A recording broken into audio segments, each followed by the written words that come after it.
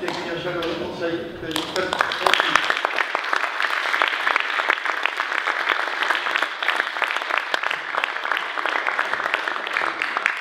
Alors juste avant d'entamer la discussion, je dois juste vous rappeler qu'il y a un prix du public, puisque c'est un film de la compétition, donc on a dû vous remettre, j'imagine, un petit carton.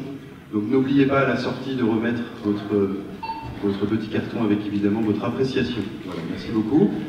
Donc l'idée, évidemment, c'est d'entamer un échange, une discussion entre Saeed et vous et la salle. Alors évidemment, je peux poser des questions, mais enfin, j'imagine que vous avez des choses à dire, des questions à lui poser, ou peut-être un ressenti à exprimer. Donc voilà, je vois un monsieur qui... Oula, il y a plein de moyens qui se lèvent. Donc on va vous distribuer un micro, ne parlez pas sans micro. Et donc, on y va pour les discussions. Bonjour et bienvenue à Châlons, merci pour la qualité de votre documentaire.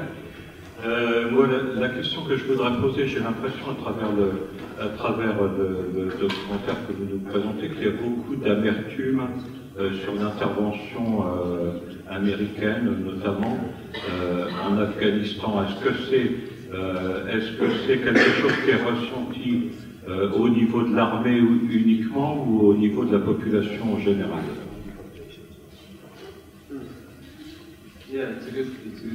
C'est une bonne question, merci. It's difficult to say within the general population because it's very hard to know. We didn't have much of a chance to speak to people who were in. C'est difficile de dire pour la population parce qu'on n'avait pas, nous, vraiment la possibilité de parler à des gens qui soient à l'extérieur de l'armée. Because we could go, there was almost nowhere we could go without military. Tout simplement parce qu'il n'y avait quasiment nulle part où nous pouvions nous rendre sans escorte militaire, c'était trop dangereux pour nous. But at least my perspective from what I know is that most people have this very, I would say, ambivalent approach to the American. Cependant, de ce que j'ai pu voir, mon impression est que la plupart des gens parmi la population ont ce sentiment très ambivalent par rapport à cette intervention. So they appreciated that the Taliban wasn't there anymore and that the Taliban had been overthrown. Certes, ils appréciaient le fait que les talibans avaient été évincés. And they appreciated the help from NATO in general. I think many of them could see that, they had more water, or they had more electricity, or their daughters could go to school now. Et la plupart, bien sûr, voyaient que la situation s'était améliorée, surtout que ça venait surtout des Nations Unies, que maintenant leurs petites filles pouvaient aller à l'école et que la situation s'était concrètement améliorée. But at the same time, of course, like anyone, they don't want to live under foreign occupation. Mais cependant, comme n'importe qui, ils n'apprécient pas de vivre sous une occupation. And the strange thing is, for me, when I approached the topic, I assumed it was, foreign intervention. That's the way that was shown the war, I think, on television in Europe, is that European armies went to intervene to help the Afghans. Et quand j'ai voulu aborder ce sujet là-bas, je pensais que finalement ils percevaient les choses comme nous, on nous annonce les choses, c'est-à-dire une intervention européenne, occidentale chez eux en Afghanistan. And that is true, of course, to an extent, but from the Afghan perspective, they were living under occupation. Ce qui est exact, ce qui est vrai d'une certaine manière, mais d'un point de vue afghan, la population a l'impression de vivre sous une occupation étrangère. And they said to me, because I'm a Palestinian, and when I introduce myself, very often they said to me, "Oh, so you know what it's like to live under occupation? You're like us." Quand j'ai parlé de ça très rapidement, parce que je me présentais ouvertement et je suis palestinien, et rapidement les gens de la population me disaient « Ah mais toi tu dois bien comprendre ça puisque tu es dans la même situation, toi aussi tu vis dans un pays sous occupation. » So I think now there's a sense that they appreciated the help and they still appreciate the support militarily, but they want to be able to also run their own country, but they maybe are not ready to actually fight the war on their own. So it's very difficult. It's like, a separation or moving out from your parents. You need someone, but you also want to be independent at the same time. Donc la situation, c'est qu'ils ont apprécié vraiment l'aide étrangère, ils voient que ça a amélioré les choses, mais ils ne souhaitent pas vivre sous un joug étranger, mais sont-ils vraiment à ce jour capables de se battre par eux-mêmes? Donc il y a ce sentiment très ambivalent. C'est un petit peu comme quand on quitte la maison des parents, il y a plein de choses qui se jouent et plein de choses très ambivalentes. Alors j'ai vu plusieurs mains se lever tout à l'heure. Monsieur au milieu, en bas. Ah, madame, vous... Bonjour. vous doublez. En voyant ces soldats jeunes, mal équipés, mal formés, qui souvent se sont engagés pour fuir le chômage, appartenant à un milieu plutôt défavorisé, est-ce qu'il y a beaucoup de tentatives de désertion? On a l'impression qu'ils se sentent coupés de leur commandement. Je voudrais savoir comment ils réagissent et quel est leur état d'esprit. Yes, there's. I think in general, a lot of people there are disenchanted with the army. A lot of people in it. Oui, je pense qu'il y a beaucoup de gens dans l'armée qui ont perdu toutes leurs idées, et qui sont désenchantés par rapport à leurs idées de départ. But it also gives them a structure in life. It gives them very strong friendships. For many, it's the only opportunity to move out of their house. It's the only job they can get. Cependant, à ces jeunes, ça leur donne aussi un cadre et ça leur donne une façon d'évoluer quelque part. Ils y trouvent de très fortes amitiés. C'est très souvent le seul moyen qu'ils ont de sortir de chez eux. But we know the army has a very high desertion rate. It's around 20%. So they lose about 20% of their new recruits. Mais nous savons que c'est une armée qui a un très fort taux de désertion, à peu près 20%. Et donc ils perdent un grand nombre de leurs nouvelles recrues. But the strange thing is many of them come back. So they leave very often because they can't get holiday time, they can't get vacation time, or they just have had enough. But for some reason or another, they want to come back. Mais ce qui est intéressant et étrange aussi, c'est qu'ils reviennent souvent. Souvent, ils désertent parce qu'on ne leur a pas accordé des vacances, du temps pour rentrer chez eux.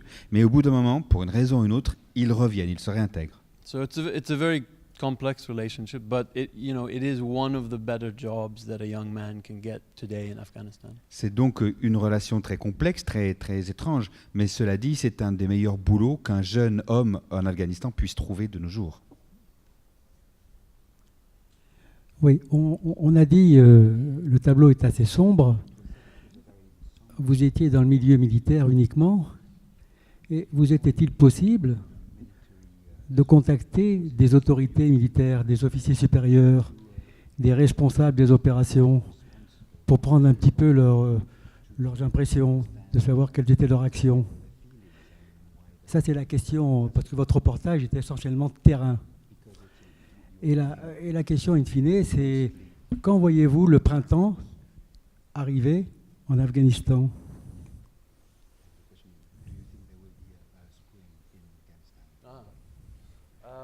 We did speak to, Jalaluddin, one of the characters, is a captain, so he is an officer, but I assume you mean more senior officers. Jalaluddin est dans le film un capitaine, donc il est officier. Mais j'imagine que vous voulez parler de supérieur hiérarchique, de plus haut dans la hiérarchie. Tout à fait, oui, tout à fait. Est-ce que vous avez eu l'occasion de contacter des responsables, des officiers supérieurs, des généraux?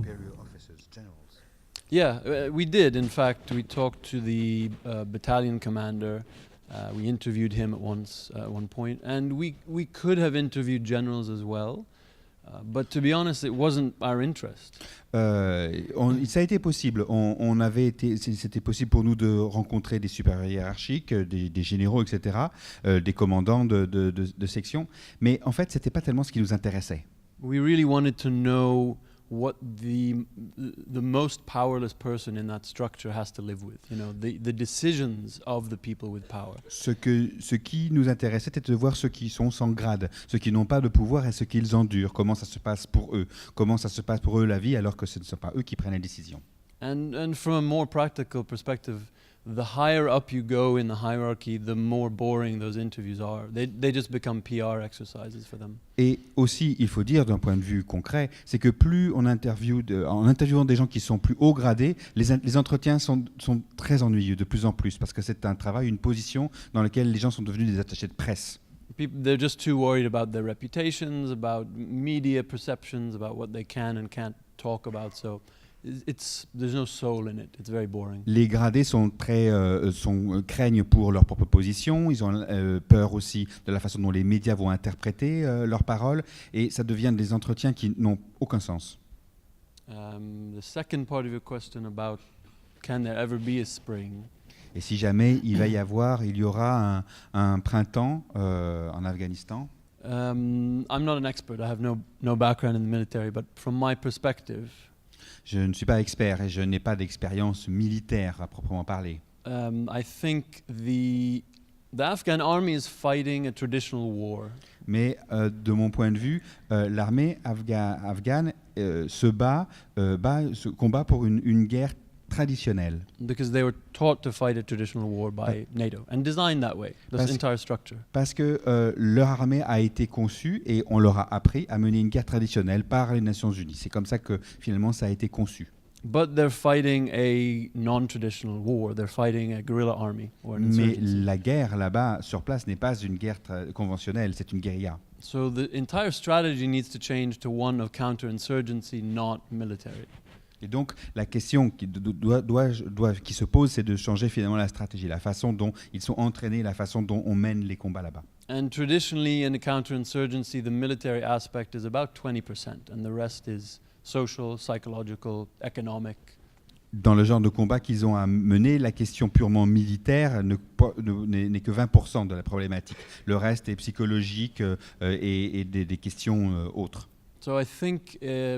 for me, Northern Ireland is quite a good model to how you could start to solve Afghanistan. Pour moi, un modèle, un exemple d'une façon dont on pourrait trouver une solution pour l'Afghanistan, c'est l'Irlande du Nord. That is, you negotiate with your enemies. C'est-à-dire qu'on rentre en négociation avec vos ennemis. You absorb the least radical elements of the Taliban into the political process. Vous incorporez dans le processus politique les éléments les moins extrémistes chez les talibans. And you're left with an insurgency that hopefully is so small that it's tolerable.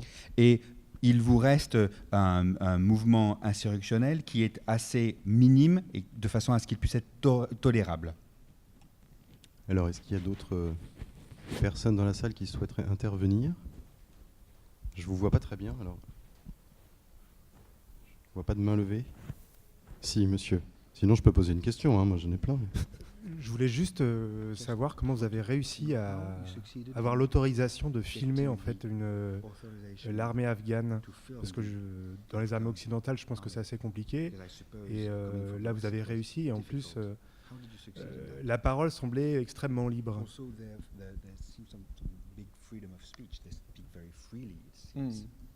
Yeah, I didn't explain how we approached the topic, so. Yeah. C'est vrai que je n'ai pas expliqué quelle a été notre approche finalement. Mike, who's the co-director, had been in the British Army and he had served with this unit for 9 months. Mike, qui est le co-réalisateur, faisait partie de l'armée britannique. Il avait servi avec cette unité pendant 9 mois. And he was a cultural liaison officer. So in fact, he speaks Dari and Pashto. He was essentially translating both language and culture between NATO and the Afghan army. Il parle le pashtun et d'autres langues de ce coin-là, et il était finalement coordinateur linguistique. Il s'occupait de faire le lien entre les Nations Unies et les locaux. So they, not only that unit, but the hierarchy in the army trusted him very much and ended up becoming very good friends with him. Et non seulement les soldats eux-mêmes, mais aussi la hiérarchie avait fini par avoir une grande confiance en lui. So when he il était devenu proche, était devenu ami aussi. So when he had finished his contract, he proposed the idea of the film, and in fact, they accepted based on that trust. It took, to actually get the paperwork only took 1 day. Après avoir terminé son contrat avec eux, il a proposé cette idée de film qu'ils ont acceptée. Et la question des autorisations administratives pour les interviews a été réglée en une seule journée. And we were very lucky with the timing because the US had just decided that the Afghan army should run its own media office. Previously, any embed requests had to go through NATO or the US military. On a eu beaucoup de chance parce que l'Amérique et les Américains venaient de décider que désormais l'armée afghane pouvait gérer elle-même son service de presse, son service des médias, alors qu'auparavant, il fallait pour aller à la rencontre de l'armée afghane, il fallait passer soit par les Nations Unies, soit par les Américains. So we were actually the first documentary crew to get an embed specifically with the ANA, the Afghan army. Nous étions donc la première équipe de tournage à pouvoir incorporer l'armée du coin réellement. And as far as we know, we're the only ones to get permission that was so broad. We had an embed for a year and a half, no restrictions whatsoever, no media cover, no press officer with us. Et à ma connaissance, on a eu droit aux autorisations les plus larges possibles. Pendant 1 an et demi, on avait vraiment toute liberté de circuler, de tourner, sans avoir avec nous des gens qui nous contrôlaient, des gens qui géraient les médias. And so, you know, in that aspect, we were very lucky that we had that a huge amount of freedom. Et dans ce sens, nous avons eu beaucoup de chance. Nous avions une très, très grande liberté. And in terms of freedom of expression, let's say, or speech from the soldiers, a lot of that was also just choosing who to stay with, who to film. Et en ce qui concerne la liberté de parole des soldats, je dois dire que tout ça, ce qui a encouragé ça aussi, c'est qu'on pouvait choisir les gens auxquels on s'adressait. Et tout dépendait des gens à qui on parlait. So there were others, of course, who were not comfortable talking, but we wanted to work with the ones who wanted to work with us. D'autres militaires n'étaient pas si à l'aise que ça dans leurs paroles et ne souhaitaient pas tant que ça nous parler. Nous sommes concentrés sur ceux qui voulaient collaborer avec nous. Alors, est-ce qu'il y a d'autres personnes qui souhaiteraient intervenir ? Le sentiment omniprésent pendant le tournage et ce que vous avez ressenti une fois là-bas.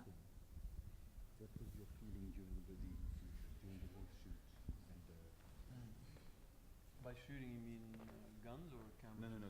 Film. Okay. Yeah. It's always ambiguous in messages. You know, it's a mixture of things. Plusieurs choses. I am very anti-military, personally. Je suis moi-même très anti-militaire. So that was very difficult for me to try and live in those circumstances, live in that sort of life. Et étant antimilitariste, c'était difficile pour moi vraiment de vivre au quotidien dans ce genre de vie. I hate guns and I hate violence, so it's not something I enjoy being around a lot. Je hais les armes, je hais la violence et j'ai du mal à vivre ça au quotidien de près. And also in the military, you give up all self-determination. You can't make any choices for yourself, and I'm a very stubborn, independent guy, so that's very difficult for me as well. Aussi, dans l'armée, on abandonne sa liberté d'agir au quotidien. On vit une vie qu'on régule pour vous. Et moi, qui suis quelqu'un de borné et d'assez déterminé, c'est toujours quelque chose qui me pose problème. But it's also, in a morbid way, I suppose, fascinating for me. I think because I hate war so much, I really struggle to understand it, and I do my best to understand it through my films. Mais il y a chez moi une sorte de fascination morbide, puisque je hais la guerre à ce point-là. J'ai envie de savoir comment ça fonctionne et comment ça se fabrique. J'ai envie de comprendre. Not in a perverse way that some journalists sort of want to go to the next war. It's not like that for me at all. C'est pas une fascination perverse. C'est pas comme certains journalistes qui doivent passer d'un conflit à l'autre. But I really want to understand how people can do that to each other, and the only way I can is to be there and to see it. Mais j'ai vraiment besoin de comprendre comment les hommes peuvent se faire ça les uns les autres. Et pour cela, il faut que j'y aille, il faut que j'y sois. But my priority all the time was just to make a film that was honest about those people, that they would watch and recognize themselves in. Ma priorité tout au long de ce processus a été d'essayer de faire un film qui soit sincère par rapport à ces gens-là. Et surtout que si jamais ils le verraient, quand ils le verraient, qu'ils puissent s'y reconnaître et trouver que c'était juste. But basically, in the very beginning, Mike described the army to me as 95% boredom and 5% terror, and I think that's pretty accurate. Mais dès le début de notre collaboration, Mike m'a décrit cette armée, l'armée en général, comme étant 95% d'ennui et 5% de terreur. Et je me reconnais complètement dans cette description. Yeah. Bien, merci beaucoup. Alors, est-ce qu'il y a d'autres personnes qui souhaitent intervenir ? Non. Moi, je voudrais savoir, est-ce que ça fait le tournage a eu lieu quand exactement d'ailleurs? Between October 2013 and October 2014. Entre octobre 2013 et octobre 2014. Et je voudrais savoir si tu envisages éventuellement de retourner là-bas, revoir ces militaires que tu as filmés, et pourquoi pas poursuivre ce travail pour voir si la situation a changé ou pas. Yeah, I would love to actually. I mean, right now is probably the worst time in the last 14 years. The situation is probably worse than it's been since the beginning of the war. J'aimerais beaucoup, en fait, même si aujourd'hui, la situation là-bas, sur le terrain, est la pire que le pays ait connue depuis 14 ans. But there's, I'm probably going back soon for another film, someone else's film. Mais je pense retourner là-bas pour un autre projet, pour le film de quelqu'un d'autre. And of course, I'm going to try and meet anyone who's there, you know, in Kabul. I can't go to Helmand, but anyone who's in Kabul, I would love to meet them. Mais à Kaboul, je serais content de pouvoir rencontrer tous les gens qui ont participé au film. Je ne peux pas aller jusqu'à Helmand, mais à Kaboul, j'essaierai de rencontrer des gens que je connais du film. And a lot of the guys in the film are on Facebook, and we keep in touch that way. So I know what they're up to, they know what I'm up to.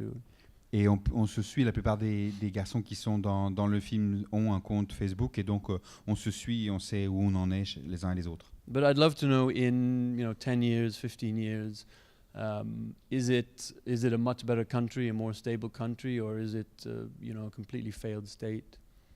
Mais j'aimerais bien voir dans 10, 15 ans si le pays s'est stabilisé, si la situation est venue et s'est améliorée, ou si ça n'a fait qu'empirer. Thank you, Saeed. Thanks very much. Voilà, je crois qu'on peut-être une dernière question s'il y a quelqu'un dans la salle qui veut intervenir, parce que je crois qu'il ne nous reste plus beaucoup de temps. Non? Bon, je vous propose vraiment de remercier Saeed. Thank you very much. Merci beaucoup.